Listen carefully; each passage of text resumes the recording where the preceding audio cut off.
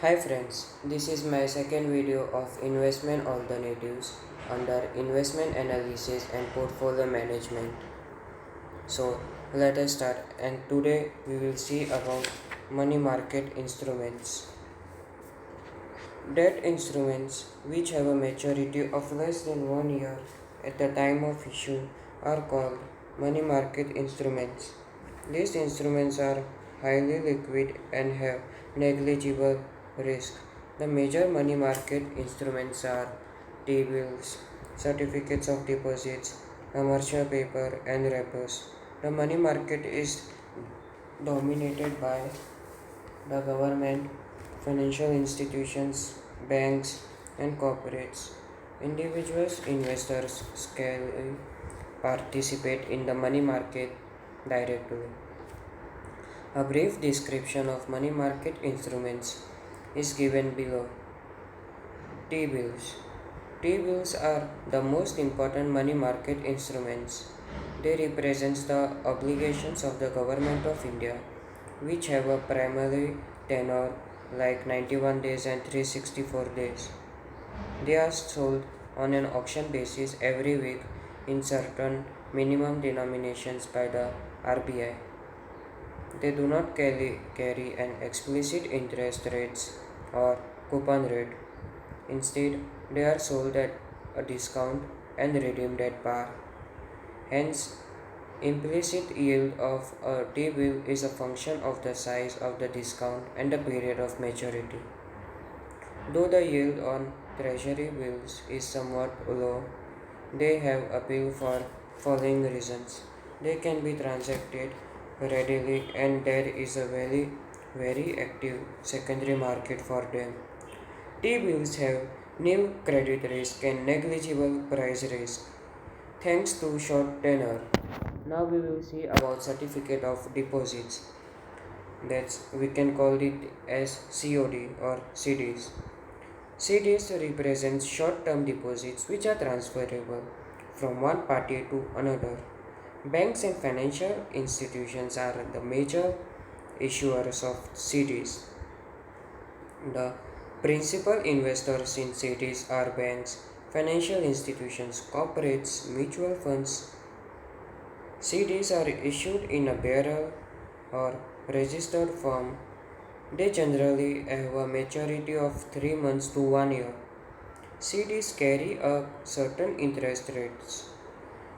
CDs are a popular form of short-term investment for mutual funds and companies for the following reasons.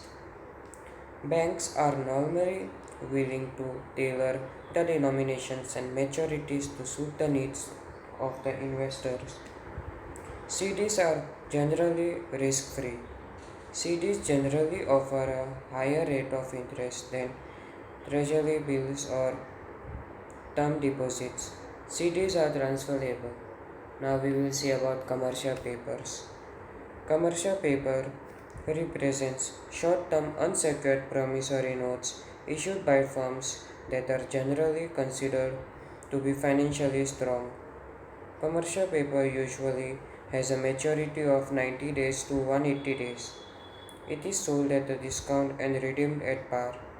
Hence, the implicit rate is a function of the size of discount and the period of maturity.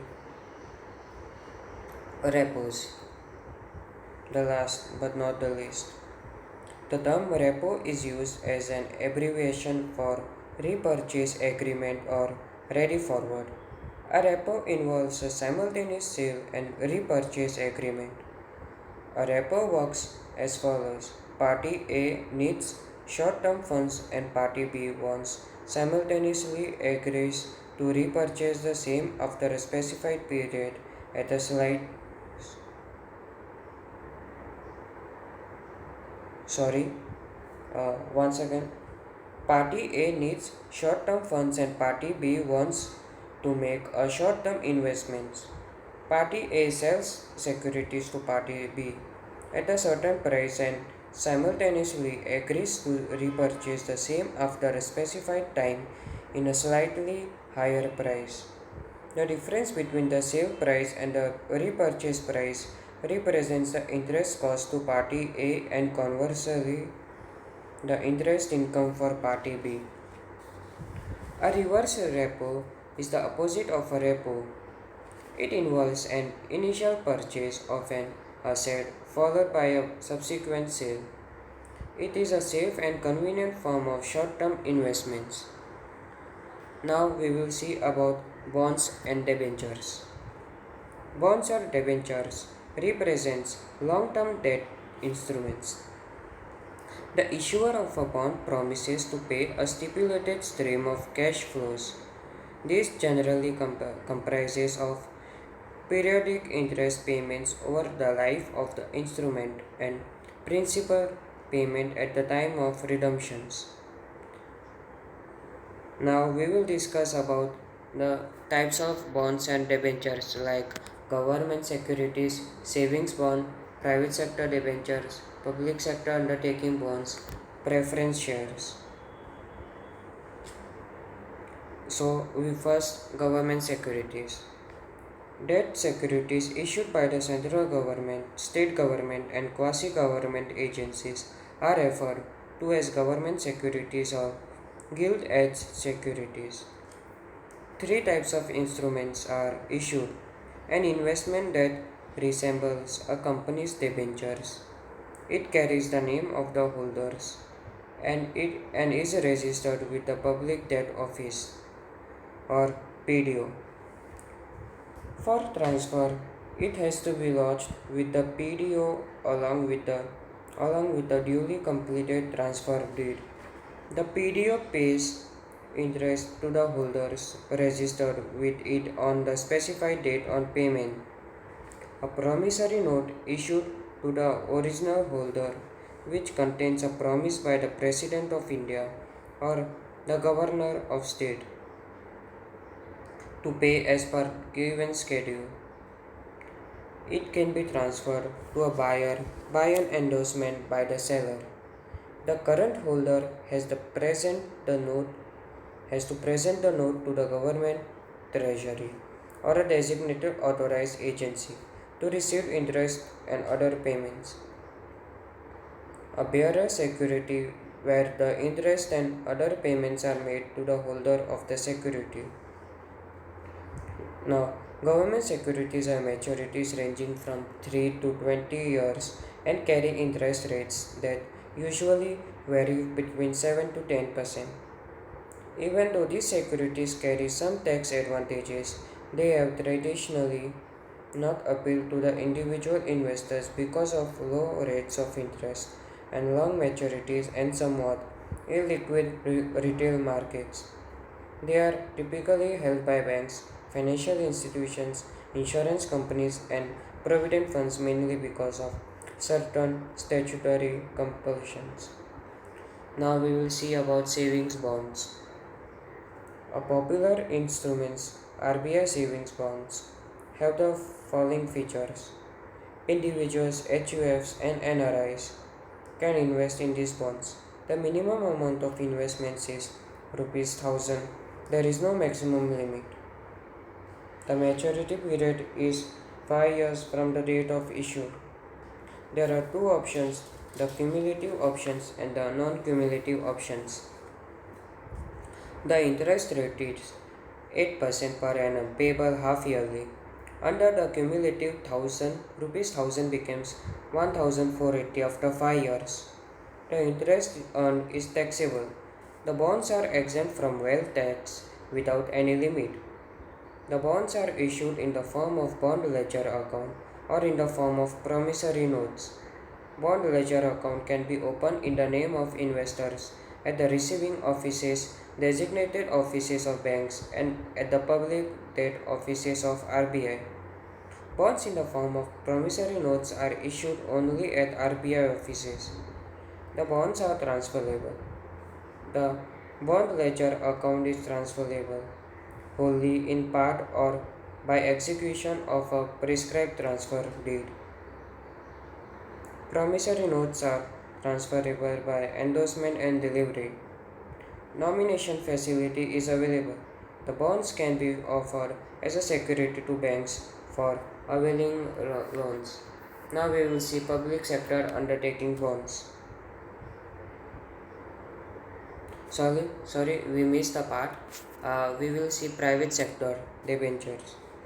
Akin to promissory notes, debentures are instruments meant for raising long-term debt.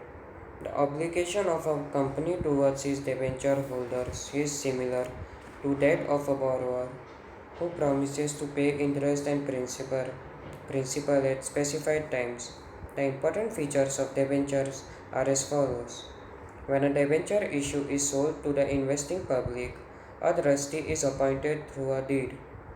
The trustee is usually a bank or a financial institution entrusted with the role of protecting the interest of debentures.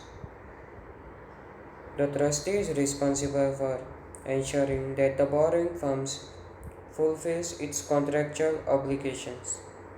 Typically, debentures are secured by a charge on the immovable properties, both present and future, of the company by the way of an equitable mortgage.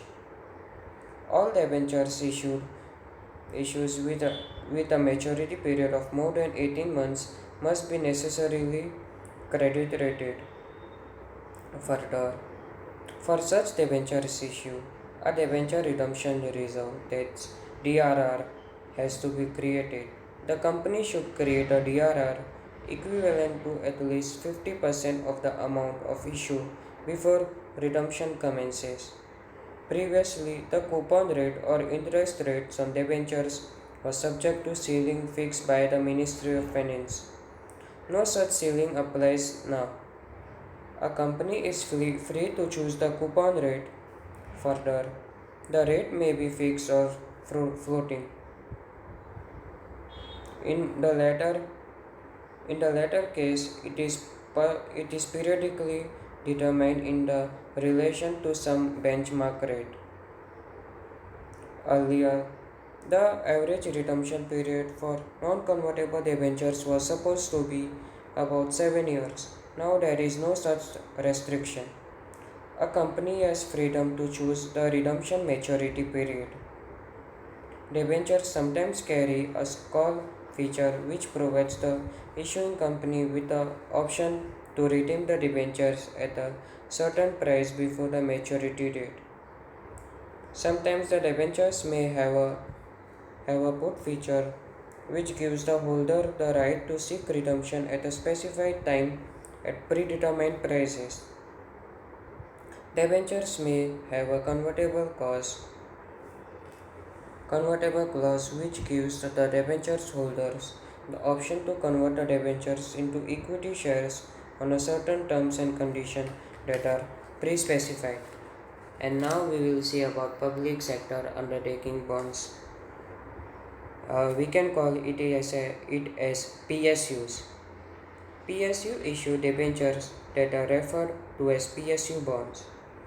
There are two broad varieties of PSU bonds, taxable bonds and tax-free bonds. While PSU are free to set the interest rates on taxable bonds, they cannot offer more than a certain interest rate on tax-free bonds, which is fixed by Ministry of Finance. More important, a PSU can issue tax-free bonds only with the prior approval of Ministry of Finance. In general, PSU bonds have the following investor-friendly features. There is no deduction of tax at source on the interest paid on these bonds. They are transferable by mere endorsement and delivery. There is no stamp duty applicable on transfer and they are traded on stock exchanges.